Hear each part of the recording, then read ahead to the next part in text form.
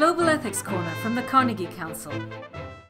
20 years ago, South Africa was just emerging from apartheid, a brutal system of racial segregation.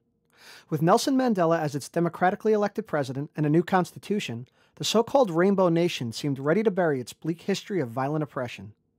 A modern, prosperous, and democratic South Africa seemed poised to lead the African continent into a new era. This wave of optimism crested in 2010 when South Africa hosted the FIFA World Cup. To many, it seemed that South Africa had finally shed the psychological burden of its grim past.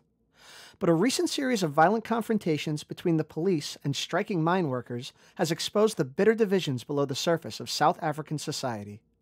South Africa has been a leading supplier of precious metals and diamonds since the mid-19th century, but nearly two-thirds of South Africans remain mired in poverty. According to official government data, about a third of South Africans are unemployed. Unofficial estimates are often much higher. This has led to increasingly violent social unrest. On August 16th, a clash outside of a platinum mine resulted in the deaths of 36 miners at the hands of heavily armed police. 270 of the protesting miners were subsequently charged with murder, a charge which was overturned by a judge. President Jacob Zuma, a favorite of the nation's powerful coalition of trade unions, now finds himself trying to mediate a conflict between the white-owned mining industry, the largely white police force, and a South African public that is 80% black, and has a long memory of the power of the state being used against the people. What do you think? Can South Africa remain a peaceful and prosperous example for the rest of Africa?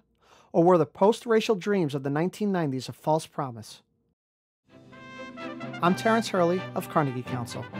Made possible by the Carnegie Council for Ethics in International Affairs.